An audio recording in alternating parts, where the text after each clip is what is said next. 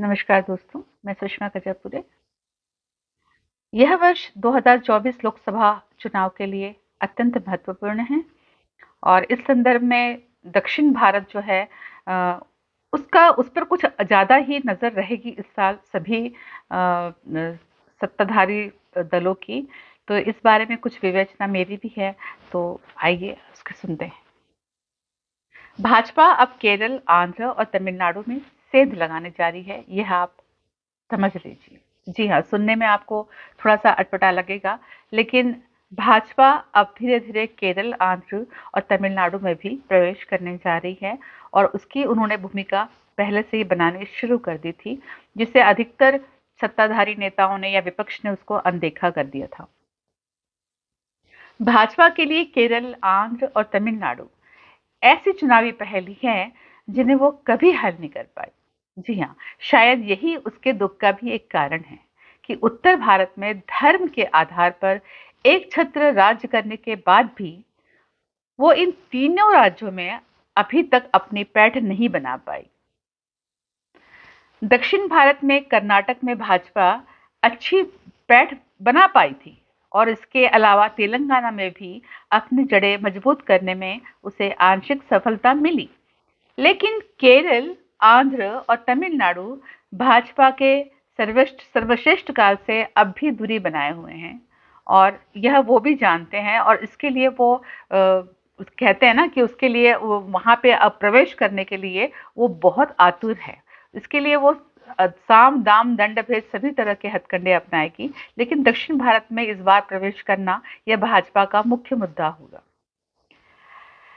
यदि 2019 के चुनाव के परिणामों को अगर आप ध्यान से देखेंगे, उसका आकलन करेंगे कि केरल की 20, आंध्र की 25 और तमिलनाडु की 39 लोकसभा सीटों में से उसे एक भी सीट प्राप्त नहीं हो पाई थी। यह उनके लिए बहुत बड़ी हार का विषय है और बहुत बड़ी चिंता का विषय भी है कि एक भी सीटें उन्हें नहीं मिल पाई इन तीनों जगह।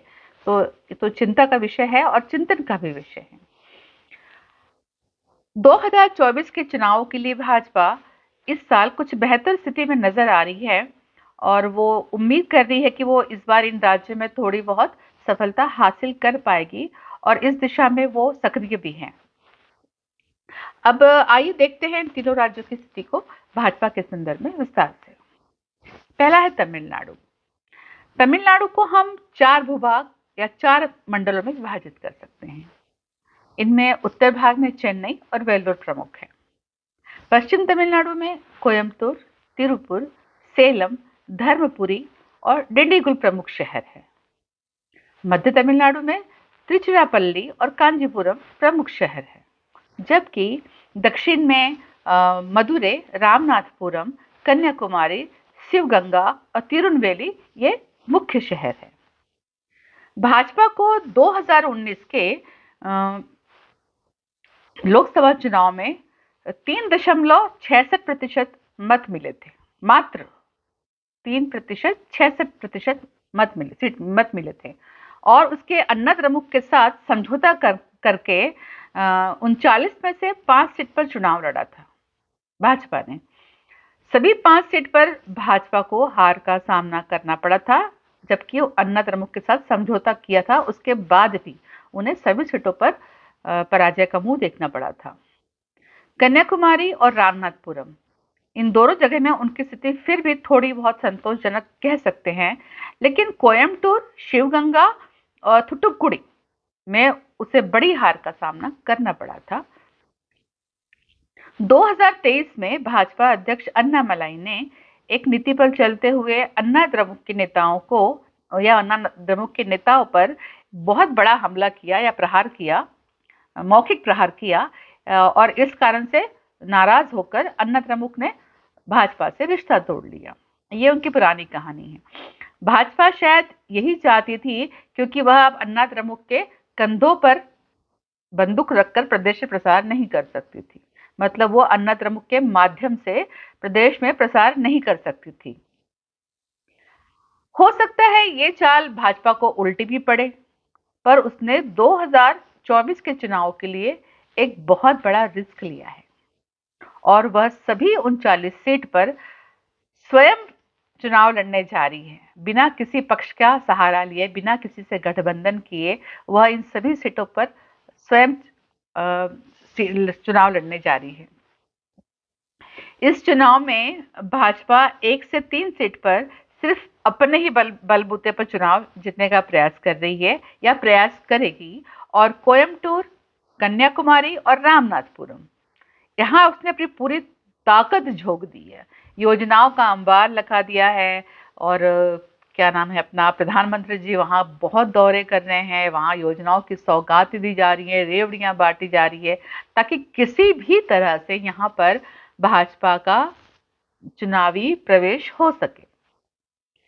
एक आसार ये भी है कि नरेंद्र मोदी इस बार इन सीट में से ही किसी एक पर चुनाव लड़े। जी हाँ, यह एक बहुत महत्वपूर्ण बात बता रही हूं मैं आपको कि हो सकता है, ऐसा आकलन है या ऐसे आसार है कि प्रधानमंत्री नरेंद्र मोदी जी स्वयं ही इनमें से किसी, मतलब कोयम्बटूर, कन्याकुमारी या रामनाथपुरम, इनमें से या फिर किसी एक सीट पर प्रत्याशी बनकर चुनाव के लिए खड़े रहेंगे और अपने पूरे दल को प्रोत्साहित करेंगे।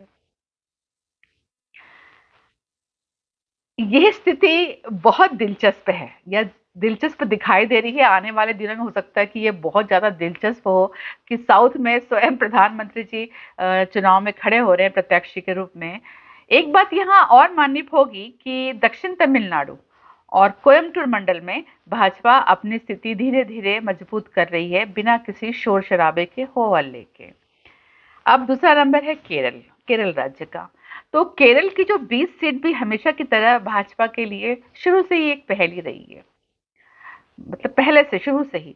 तमिलनाडु और आंध्र में अन्य दलों के साथ गठबंधन करके कभी कभार एक आध सीट जीत गई हो, तो लेकिन केरल में उसे कभी यह सौभाग्य प्राप्त नहीं हुआ कि वो कभी केरल विधानसभा और लोकसभा में अपना एक भी खाता खोल पाई हो। यह उनका दुर्भाग्य है भाजपा का। चाहे वो भारत के अनेक राज्यों में अपना विश्वास मत बोलिए या विजय हासिल कर चुकी हैं, लेकिन दक्षिण भारत में अभी भी वो एक भी खाता खोल नहीं पाई है। केरल में सबसे अधिक सीट मध्य केरल में है। जी हाँ, केरल में हिंदू आबादी लगभग 53% है, मुस्लिम 27% है और ईसाई लगभग 19% है। यही समीकरण भाजपा के लिए बहुत ज्यादा कष्टकारी है और बहुत ज्यादा चिंताजनक है, क्योंकि यहाँ पे ऐसा नहीं है कि हिंदू का प्रतिशत 80% है, बाकी जो अन्य जो धर्म है उनका प्रतिशत 5-6 या 2-3 हो। यहाँ पर जो मुकाबला है वो बराबरी का है, मतलब कि अगर हिंदू आबादी 53% है तो मुस्लिम भी 27% है, उसका आधा है, और ईसाई भी लगभग 19% है। तो यहाँ पे जो तालमेल है वो बराबरी का है। यहाँ मुस्लिम और अधिकतर ईसाई, अब कारण क्या है इसका विश्लेषण करना पड़ेगा, लेकिन यहाँ अधिकतर मुस्लिम और ईसाई जो है वो भाजपा को वोट नहीं देते, ये ट्रेंड है वहां का। हिंदू आबादी में अधिकतर जो लोग हैं वो भाजपा को बिल्कुल पसंद नहीं करते हैं। और केरल में भाजपा को कभी कभी 13% से अधिक कभी भी मतलब वोट प्राप्त नहीं हुए। जो जोर कशी लगा के कुछ भी किया हो उन्होंने, जोर लगा दिया हो, मगर 13% से अधिक कभी भी उन्हें मत प्राप्त नहीं हुए हैं। इस प्रकार भाजपा प्रयास कर रही है कि उसे 1 या 2 सीट पर इस बार सफलता मिल जाए, इस बार के लोकसभा 2024 के लोकसभा चुनाव में, और वो उसी दिशा में कोशिश कर रही है। जो सीट भाजपा गंभीरता से लड़ रही है उनमें त्रिवेंद्रम, त्रिचूर, अटिंगल और पथनमथिट्टा है। भाजपा को तो पूरी उम्मीद है कि इस बार मोदी मैजिक के बल पर अपना खाता खोल सकेंगे, मोदी मैजिक चल पड़ेगा, या फिर जो रेवड़ियां बट रही है उसका फायदा मिलेगा, योजनाओं का फायदा मिलेगा। और शायद सबसे अच्छा मौका भाजपा के लिए इस बारे में शायद त्रिवेंद्रम के सीट के लिए होगा, और शायद वो यहाँ से जीत भी जाए, ऐसा एक आकलन है। तीसरा राज्य है आंध्र प्रदेश। इस राज्य की 25 सीट पर एक प्रकार से भाजपा के लिए जीतना बहुत टेढ़ी खीर है, बहुत मतलब बहुत ही टेढ़ी खीर है। जगन रेड्डी की पार्टी वाईएसआर कांग्रेस तो इस भाजपा के साथ किसी समझौते के पक्ष में है ही नहीं। मैं आपको बता दूं, वाईएसआर कभी भी भाजपा के साथ गठबंधन के पर सोच ही नहीं पाएगी। लेकिन भाजपा ने चंद्रबाबू नायडू को अपने विश्वास में लिया है। उनकी जो तेलुगु देशम के साथ कॉम्प्रोमाइज करने के लिए, समझौते करने के लिए वो बड़े आतुर है, बड़े बेसब्र है, और वो सारी चालें और सारे मोहरे, शतरंज के मोहरे बिछा रहे हैं कि चंद्रबाबू नायडू उसमें फंस जाएं और उनके साथ गठबंधन करके उन्हें वहां से कुछ ना कुछ तो सीट मिल ही जाए। मतलब वो किसी न किसी रास्ते से आंध्र प्रदेश में घुसना चाहते हैं। इस बार आंध्र में चंद्रबाबू के प्रति सहानुभूति की लहर है, क्योंकि अभी उनके खिलाफ कुछ केसेस हुए थे और उनको अरेस्ट भी किया था। और जगन रेड्डी की बहन शर्मिला कांग्रेस की कमान संभाले हुए हैं। तो दोनों, कांग्रेस और भाजपा दोनों अपनी अपनी जगह पर बिल्कुल स्ट्रांग स्ट्रांग है। चंद्रबाबू की कई बार भाजपा की लीडरशिप से बात भी हो चुकी है यहाँ तक कि, लेकिन सुनाई आया कि अब तक कोई ऐसा कोई समझौता हुआ नहीं है। भाजपा शायद चंद्रबाबू से 25 में से 5 सीट मांग रही है, शायद 25 में से मात्र 5 सीट मांग रही है। लेकिन चंद्रबाबू नायडू उसे भी देने के लिए तैयार नहीं है, क्योंकि वो, उनकी जो वहाँ सीटें हैं वो बहुत पक्की सीटें हैं और उनकी विश्वास की सीटें हैं जहाँ उनका वर्चस्व है। तो ऐसे में 5 सीटें भी भाजपा को देना चंद्रबाबू नायडू के लिए नागवार गुजर रहा है।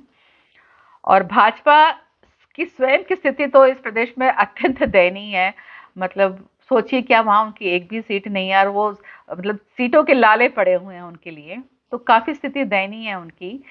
पिछली बार के चुनाव में भाजपा को सिर्फ 0.98% वोट ही मिले थे। आप इससे अंदाजा लगा लीजिए कि कितनी चिंतनीय और दयनीय अवस्था है भाजपा की वहां पे, कि उन्हें पिछली बार के चुनाव में सिर्फ 0.98% वोट ही मिले थे। तो आंध्र में भाजपा का कोई आधार भी नहीं है, देखा जाए तो उनका कोई आधार नहीं है, क्योंकि नहीं वहां उनकी भाजपा की कोई लीडरशिप अच्छी है जो काम कर रही हो, या फिर आगे आके लोगों को जोड़ रही हो, ऐसा कुछ नहीं है वहां पर। इसीलिए जब वहां उन्हें कोई भी आसार या कोई भी दिख नहीं रहा है, तो उन्हें एकमात्र चंद्रबाबू नायडू ही दिख रहे हैं। उनको वो, उसी को वो मोहरा बनाना चाहते हैं।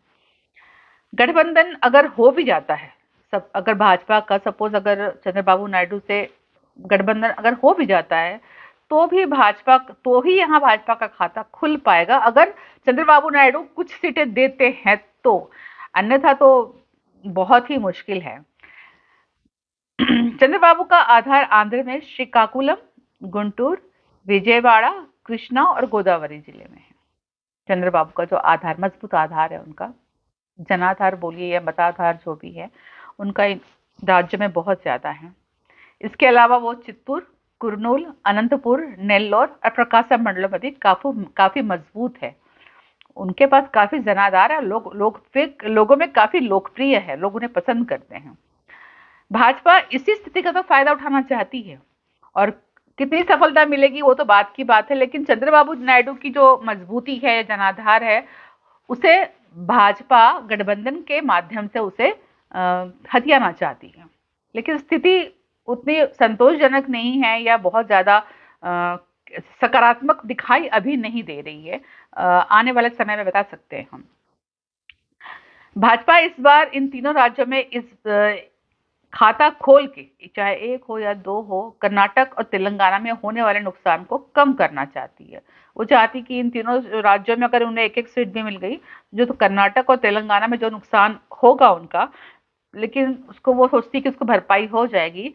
लेकिन एक बात पक्की है कि इस बार भाजपा दक्षिण के इन तीनों राज्यों में बड़ी तैयारी के साथ उतर रही। ये बात आप समझ लीजिए। इस बार साम दाम दंड भेद तो मैंने बता ही दिया था। इसके अलावा वो अपनी सारी शक्तियां, सारे नेताओं, यहाँ तक कि प्रधानमंत्री खुद वहां जाकर चुनावी रैलियां करेंगे और प्रत्याशी बनकर खड़े भी होंगे। और वो सोच रहे हैं कि इस बार तो एक या दो या कितनी भी सीटें उनको मिल ही जाएं।